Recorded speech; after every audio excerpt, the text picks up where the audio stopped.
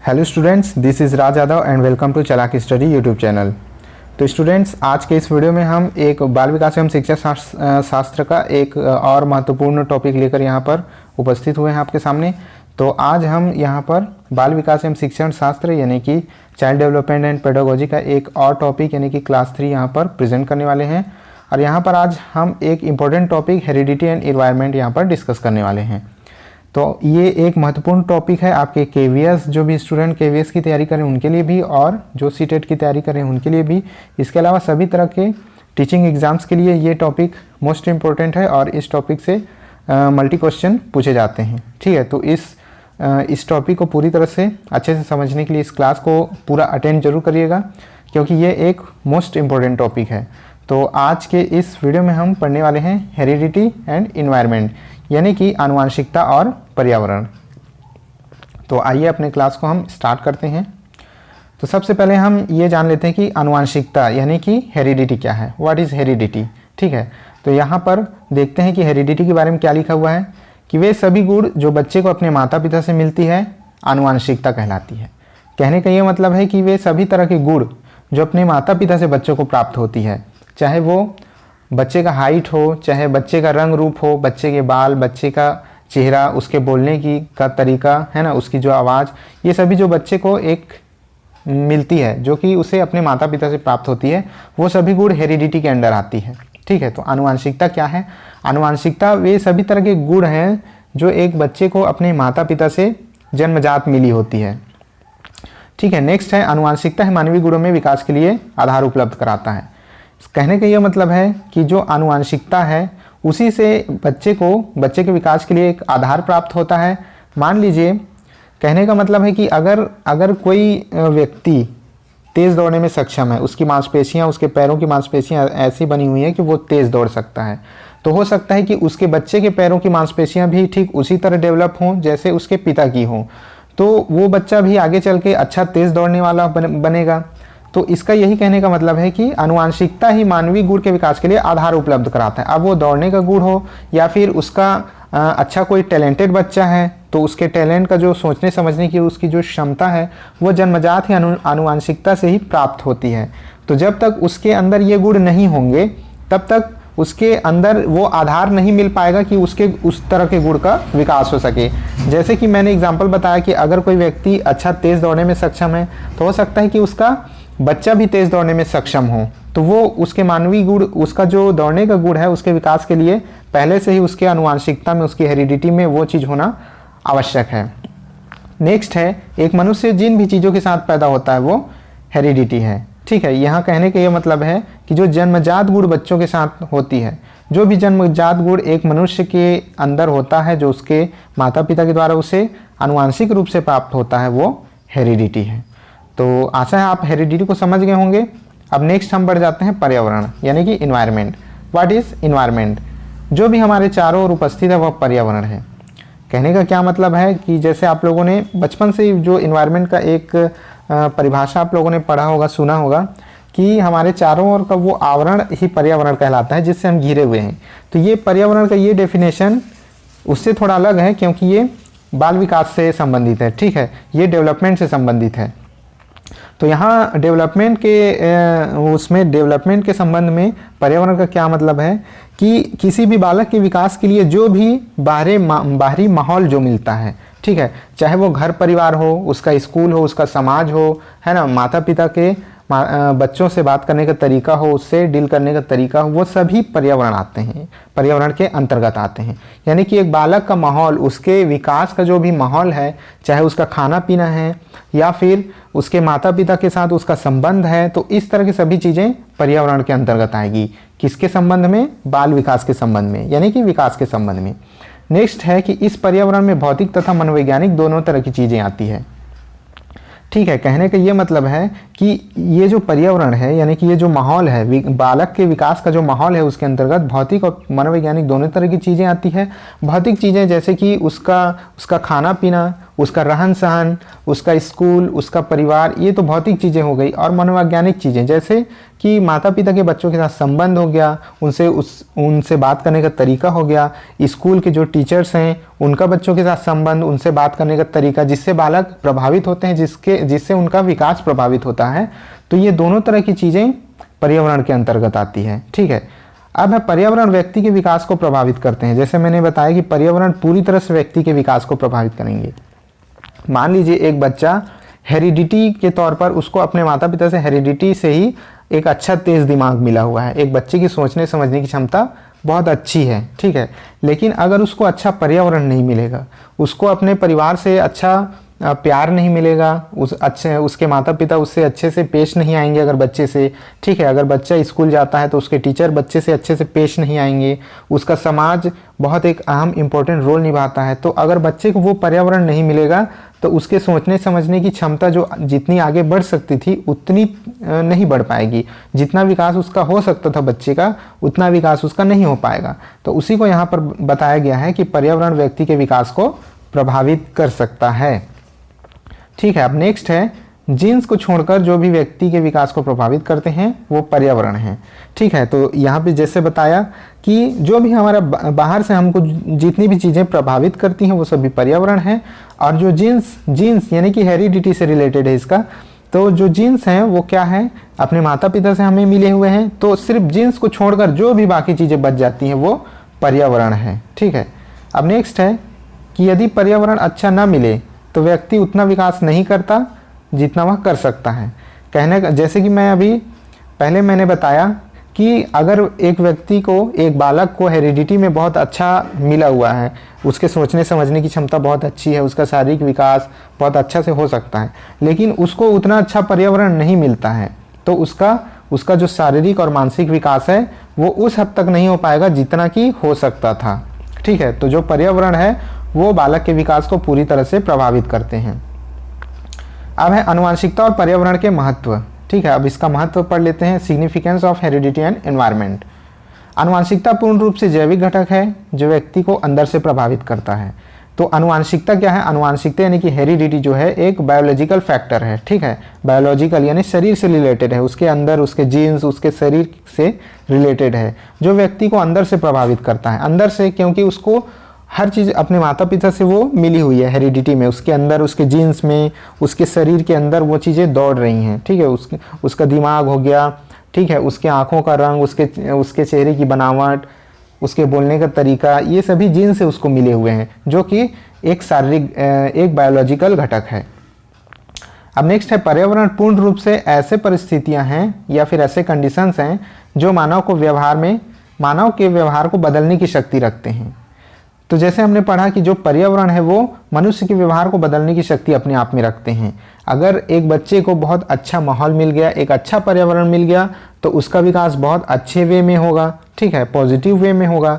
लेकिन अगर किसी बच्चे को अच्छा वातावरण, अच्छा पर्यावरण नहीं मिलता है, अच्छा माहौल नहीं मिलता है विकास के लिए, तो उसका जो विकास है वो नेगेटिव वे में भी हो सकता है। वुडवर्थ ने कहा है कि मानव आनुवंशिकता और पर्यावरण के गुणनफल का परिणाम है। तो वुडवर्थ क्या कहते हैं कि जो मनुष्य है, जो मानव है, वो आनुवंशिकता यानी कि हेरिडिटी और पर्यावरण यानी कि इन्वायरमेंट, इनके गुणनफल का परिणाम है। तो मनुष्य का विकास यानी कि ये जो डेवलपमेंट है वो किसके गुणनफल का परिणाम है? आनुवंशिकता यानी कि हेरिडिटी और पर्यावरण यानी कि उसके इन्वायरमेंट, इन दोनों के गुणनफल का परिणाम है विकास।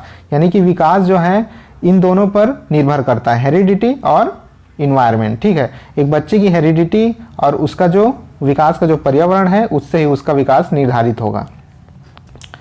नेक्स्ट है बालक की वृद्धि एवं विकास के लिए दोनों ही बराबर महत्वपूर्ण है।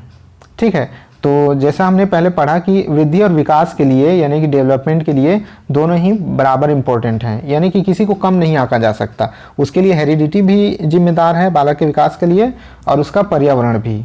ठीक है, अब नेक्स्ट है आनुवंशिकता के नियम। तो यहाँ आप देख लेते हैं कि लॉज ऑफ हेरिडिटी, यहाँ पे आनुवंशिकता के क्या नियम हैं। ठीक है, तो यहाँ पर जो है जॉर्ज ग्रेगर मेंडल ने सन 1866 में यानी कि 1866 में आनुवंशिकता के 2 नियमों का प्रतिपादन किया। तो जो मनोवैज्ञानिक थे जॉन ग्रेगर मेंडल, उन्होंने 1866 के अंदर आनुवंशिकता के 2 नियम बताए थे, जिनमें से एक है law of segregation and dominance और सेकेंड है लॉ ऑफ इंडिपेंडेंट असॉर्टमेंट। तो ये फर्स्ट क्या है, law of segregation and dominance, इसको हिंदी में कहते हैं पृथक्करण और प्रभुत्व का नियम। ठीक है, तो इसके हिंदी नाम याद करने की उतनी ज़रूरत नहीं है, लेकिन आप इसके अंग्रेजी नाम को अच्छे से याद रखिएगा, क्योंकि एग्जाम में ये अंग्रेजी नाम सेम रहेंगे, हिंदी के मतलब कई बार बदल जाते हैं लेकिन अंग्रेजी सेम रहेगा। तो फर्स्ट जो है law of segregation and dominance, वो क्या है, तो जो लॉ ऑफ सेग्रीगेशन डोमिनेंस है वो ये बताता है कि जो भी माता पिता से जो जीन्स मिलते हैं, तो एक पीढ़ी से दूसरी पीढ़ी में अगर कोई जीन्स जाता है तो ज़रूरी नहीं है कि सभी जीन्स है ना एक्टिव अवस्था में हो। अगर कोई जीन्स है, मान लीजिए पिता की हाइट लंबी है, तो उसका जो बच्चा पैदा होगा और जब वो बड़ा होगा तो ज़रूरी नहीं है कि उसकी हाइट भी लंबी हो, अपने पिता के जैसी लंबी हो। तो इसका ये मतलब नहीं है कि उसकी जो हाइट का जीन्स है वो मर गया है। ठीक है, ये मतलब बिल्कुल नहीं है कि उसके जो हाइट का जीन्स है वो मर गया है, नहीं, वो हो सकता है कि पैसिव अवस्था में हो, वो सुसुप्त अवस्था में हो। और ये हो सकता है कि जब उसके बच्चे का जब पीढ़ी आगे बढ़ेगी, ठीक है, उसका जब कोई बच्चा होगा तो उसकी हाइट लंबी हो। कहने का ये मतलब है कि एक पीढ़ी में जीन्स सो जाते हैं और दूसरे पीढ़ी में फिर से वो एक्टिव हो जाते हैं। ठीक है, तो ये सेग्रीगेशन और डोमिनेंस का नियम यही बताता है कि जो हेरिडिटी के जरिए जो भी जीन्स बच्चे में ट्रांसफ़र होते हैं, वो ये हो सकता है कि उसकी अगली पीढ़ी में वो सोए हुए अवस्था में हो और उससे आगे वाली पीढ़ी में वो फिर से जागृत हो जाएं। और जो नेक्स्ट सेकेंड लॉ है, लॉ ऑफ इंडिपेंडेंट असॉर्टमेंट, वो ये बताता है कि जो भी जीन्स के जो भी रूल्स होते हैं, यानी कि जो जीन्स माता पिता से जो हेरिडिटी के जरिए ट्रांसफ़र हुए हैं, वो सभी जीन्स अपने आप में स्वतंत्र होते हैं। कोई भी जीन्स की विशेषता जो है एक दूसरे को प्रभावित नहीं करती है। यानी कि अगर एक परिवार में मान लीजिए जो मुखिया है उसकी हाइट लंबी है, तो ये आवश्यक नहीं है कि उस परिवार के सभी लोगों की हाइट लंबी हो, उसके जितने भी बच्चे होंगे उनकी सभी की हाइट लंबी हो। अगर सभी की हाइट लंबी भी है, मान लीजिए एक परिवार में सभी की हाइट लंबी है, तो ये ज़रूरी नहीं है कि सभी की हाइट लंबी है इस वजह से सभी का कलर सेम होगा या फिर सभी एक जैसे दिखेंगे। ठीक है, इसका ये मतलब है कि जो जीन्स की विशेषताएं होती हैं वो सभी पृथक्करण, सभी स्वतंत्र होती है, एक दूसरे को प्रभावित नहीं करती। अब नेक्स्ट पढ़ते हैं हम लॉ ऑफ सेग्रीगेशन। ये क्या है, सेग्रीगेशन एंड डोमिनेंस। ठीक है, इसको थोड़ा सा इसका डील यहाँ पर देख लेते हैं। यह नियम यह बताता है कि अगर किसी जीन का प्रभाव किसी एक पीढ़ी में नहीं दिखाई देता, इसका यह मतलब नहीं कि वह मर गया है। तो जैसे मैंने अभी बताया कि अगर एक पीढ़ी से दूसरी पीढ़ी में वो जीन्स का प्रभाव नहीं दिखता है, मान लीजिए कि किसी की हाइट लंबी है, पिता की हाइट लंबी है, लेकिन उसका पुत्र हाइट में थोड़ा सा छोटा है, इसका यह मतलब नहीं है कि उसके हाइट का जीन्स उसके अंदर मर चुका है। उसके अंदर उस हाइट का जीन जो है जीवित है, लेकिन सोए हुए अवस्था में है। फिर ये हो सकता है कि जब उसका कोई पुत्र हो, यानी उसकी अगली पीढ़ी में उसका पुत्र हाइट में लंबा हो, यानी कि उसका जो हाइट का जीन्स है वो फिर से जागृत अवस्था में, फिर से एक्टिव अवस्था में आ जाएगा। यह भविष्य के किसी पीढ़ी में भी दिखाई दे सकता है, यानी कि जीन्स कभी मरते नहीं हैं, बस वो सोए हुए अवस्था में हो जाते हैं और अपने आने वाली पीढ़ी में वो जागृत अवस्था में या एक्टिव स्टेज में आ सकते हैं। अब सेकेंड लॉ जो हमने पढ़ा था कि independent and assortment, law of independent assortment, तो ये नियम यह बताता है कि एक आनुवांशिक विशेषता दूसरे विशेषता को प्रभावित नहीं करता। तो जैसे कि एक आनुवांशिक विशेषता यानी कि हेरिडिटी की जो विशेषता है, जैसे कि हेरिडिटी से जो भी अपने बच्चों को मिलता है, जैसे कि उसका हाइट हो गया, उसका वेट हो गया, उसके बोलने का तरीका, उसकी आवाज़, उसकी आँखें, उसके बाल के कलर, ठीक है ना। तो यही कहने का मतलब है कि मान लीजिए किसी फैमिली में सभी की हाइट लंबी है, इसका ये मतलब नहीं हो गया कि सभी की आवाज़ भी एक जैसी होगी या सभी का कलर सेम होगा। हो सकता है कि सभी सांवले हों और कोई एक बच्चा गोरा पैदा हो। तो ये सभी जो आनुवांशिक विशेषता होती है वो एक दूसरे से पृथक होते हैं, एक दूसरे से इंडिपेंडेंट होते हैं। नेक्स्ट है, एक आनुवांशिक विशेषता के कारण सभी विशेषताएं एक जैसी नहीं होंगी। यानी कि अगर एक आनुवांशिक विशेषता सब में सेम है, यानी कि सभी की हाइट अगर लंबी है, तो ज़रूरी नहीं कि सभी का दिखना भी एक जैसा होगा, सभी की आवाज़ें एक जैसी होगी, वो अलग अलग हो सकती हैं। अब नेक्स्ट है, हम पढ़ते हैं जाइगोट। ठीक है, एक टर्म है जाइगोट, इसको आप लोग याद रखिएगा कि व्हाट इज जाइगोट, इससे भी एग्जाम में क्वेश्चन बन जाते हैं। तो जाइगोट क्या है, the cell formed by the union of a male sex cell, a sperm and a female sex cell, an ovum, the zygote develops into the embryo following the instruction encoded in its genetic material the DNA. तो कहने का ये मतलब है कि जो mail का एक सेल जो होता है स्पर्म, ठीक है, मेल का जो सेल होता है, मेल का ये जो सेल है स्पर्म और जो फीमेल का सेल होता है ओवम, जब ये एक दूसरे से यूनाइट करते हैं, एक दूसरे से मिलते हैं, तब जाइगोट्स बनते हैं, ठीक है, तब जाइगोट डेवलप होते हैं। यानी कि ये जो है इनटू द एम्ब्रियो, ये एम्ब्रियो में विकसित होते हैं, ठीक है, एम्ब्रियो में विकसित होते हैं, एम्ब्रियो में डेवलप होते हैं, और ये जो जाइगोट होते हैं वो स्पर्म और ओवम के मिलने से बनते हैं। The unification of sperm and ovum to form a zygote constitutes fertilization. तो जो स्पर्म होते हैं, जो स्पर्म और ओवम का जो मिलने की क्रिया होती है उसे ही फर्टिलाइजेशन कहते हैं, और जो फर्टिलाइज्ड एग होता है उसे ही जाइगोट के नाम से जाना जाता है, ठीक है। तो इसके बाद है जाइगोट यानी कि युग्मनज, जिसको हिंदी में युग्मनज कहा जाता है। इसके बारे में कुछ बातें यहाँ पर जान लीजिए कि जाइगोट हैज़ 46 क्रोमोसोम्स। तो जाइगोट में जो है 46 क्रोमोसोम्स होते हैं, 46 टोटल 23 पेयर होते हैं, 23 पेयर यानी कि 23 टू ज़ा 46 यानी कि 23 पेयर होते हैं, और कुल मिलाकर के 46 क्रोमोसोम्स होते हैं। 22 जोड़े क्रोमोसोम्स मेल फीमेल दोनों में होते हैं। तो ये जो 22 जोड़े जो क्रोमोसोम्स होते हैं वो मेल और फीमेल में कॉमन होते हैं, ठीक है, इन्हें ऑटोसोम्स कहा जाता है। और जो 23वां जोड़ा बच गया वो उसको सेक्स क्रोमोसोम्स कहते हैं।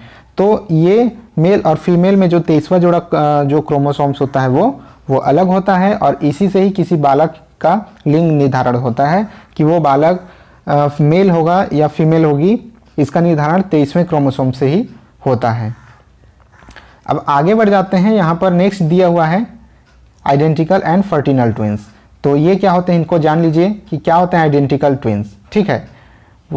आइडेंटिकल ट्विंस क्या होते हैं, एक ही एग से पैदा होने वाले बच्चे आइडेंटिकल कहलाते हैं। ऐसा तब होता है जब एक एग एक स्पर्म से फर्टिलाइज होता है, इसके बाद फर्टिलाइज्ड एग 2 या ज़्यादा हिस्सों में बढ़ जाता है। इसे काफ़ी रेयर माना जाता है।